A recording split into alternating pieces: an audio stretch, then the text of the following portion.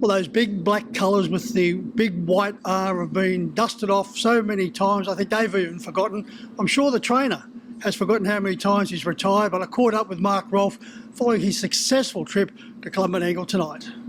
Well, after what can only be described as a few decades, Mark, if not a little bit more, it's good to catch up with you once again. How many times have you retired? Oh, there's been a few there, Mick. There's been a few, and I'm feeling every bit of the age these days, I tell you. But it was good to get a winner tonight anyway. What made you come back? My son, his involvement in the sport's just he's got so much passion for it, and he's with a top trainer in New Zealand in Barry Purdon, and he loves it over there, and they've been fantastic to him. And he sent me a horse to train, and then from 1 went to 2, and then 2 to 4, and now we're sort of back involved again. I never thought I'd be back in the game, but he obviously wants to keep going on with it at some stage later in his life, so we better help him out. Mark, but once you've got that harness racing bug, it's hard to walk away from it entirely. Oh, only curable by death, I think, Mick. Yeah. Well, that horse your son recommended it. No doubt he said to your dad, you better listen. This horse goes all right, and the horse is better listen. Yeah, he is, and he's got a reasonable motor, the horse, but he's not without his problems, and he's tested me, and I'm a bit rusty, so I haven't quite worked him out yet. There's a bit of work to do with him before we can find him down the winner's circle down here, but I'm sure he'll make it down here. You said to me, you had success at Penrith, so congratulations on that front. You said, I'll have an interview, but I've got to train a winner at Menangle.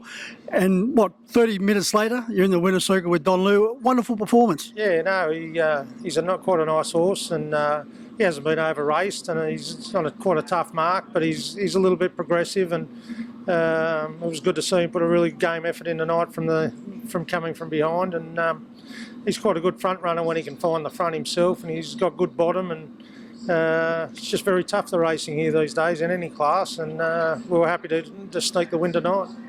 Mark, where did your career kick off? Because you've been under the care of a number of very good trainers. Yeah, back in the days when we were kids with Chris down at Ingleside, and then we were always good friends with the Frosts, and went down with Glenn and Vic and spent time down there in the holidays and things like that. And then when I'd take horses to Queensland, I'd stay at Vic's place, and just a terrific mentor and trainer, and just so hospitable to you. Can't do enough for you, and I've had enough good trainers to learn off, Mick. So I've been very fortunate in that regard. Yeah, the Chris you're referring to is Chris Gleeson. Yes, yeah, he was a master at training horses, and he was probably before everybody's time, and he knew how to train himself, and he knew how to train his horses, and the beach and the galloping down the beach, which so many people do these days, galloping on the sand. He was doing well before anybody, was doing it in a big capacity, and that made the difference. And the swimming, obviously, in the salt water, combined with the galloping of the beach, it was a great, what would you say? It was a great combination, really.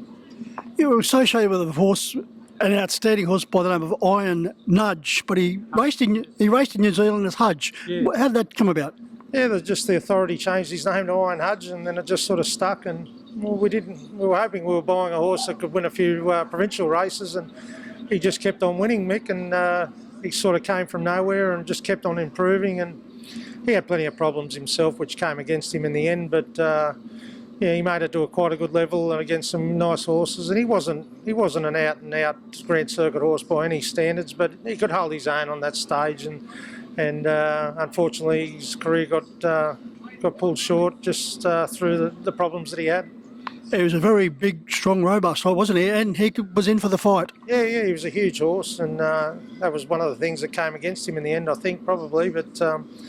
He was just a lovely horse. He was actually an amateur driving horse in New Zealand, and a 70-year-old woman drove him in an amateur driving race before we bought him. So he was a very kind horse. You didn't need a set of reins on him. Anybody could hop on him and driving him. And I said to the family at the time, we'll never find another horse that's so kind and such a good racehorse. And he just combined it with a will to win, and he went through his grades and did quite a good job for us.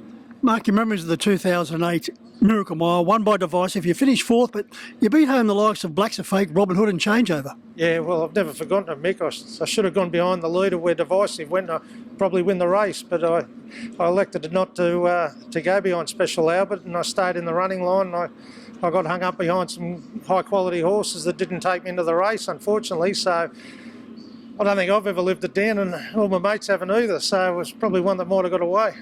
It was part owned by a gentleman by the name of Stephen Fletcher. How do we describe Steve? Oh, Mick, I don't know how you'd describe him really. He was colourful though, let's just leave it at that. But terrific guy and passionate about anything racing, and he was a great guy to be associated with.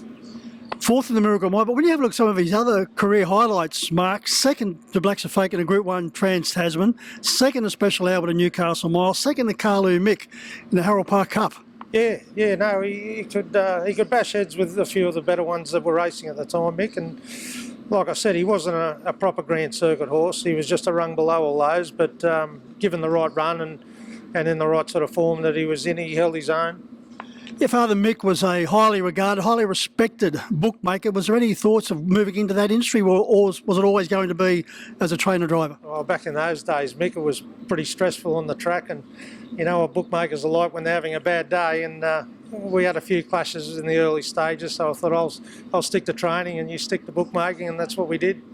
People would be bewildered by the fact that back in those days at Harold Park, Mark, there was bookmakers everywhere. Yeah, that's correct. My dad started over in the back straight originally, and then worked his way to the paddock and then into the main ring. So I couldn't tell you exactly how many years he was a bookmaker, Mick, but it was a very long time, and he only gave it away probably 8 years ago. So he was one that survived a pretty tough industry, and we had our ups and downs through it, like everybody does, but he survived right to the end, yeah.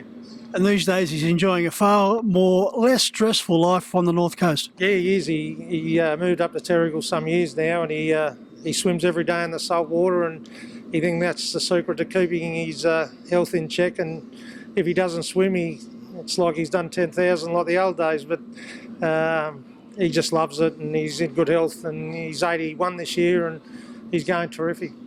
Doing 10,000 wouldn't have been so bad, because back in those days you had a bloke like Kerry Packer walking through the betting ring. Yeah, well, that's right. That's it. It was there was plenty of money in those days, and it was just a total different vibe on the racetrack to what we've got now, and it's a disappointment. But without the on-course bookmakers, this is what it's happened. Yeah.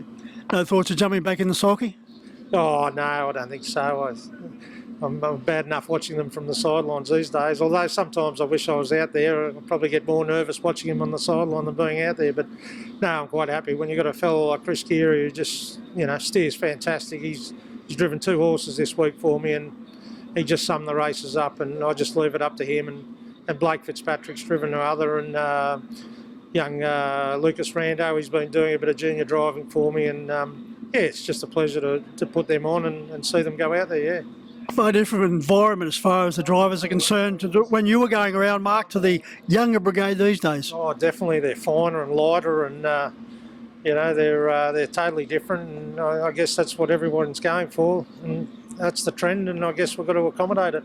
So it's not because you're here with your grandson tonight that you're a grandfather that you're not driving. It's just that you want to give the young blokes a go. Yeah, that's right, Mick. That's it. It's I think I've had my time, and I probably wasn't the best driver, so we'll leave it up to the ones that are. Mark, it's great to catch up with you once again, and even better to catch up with you as a winner. Yeah, thanks, Mick, and likewise to you too.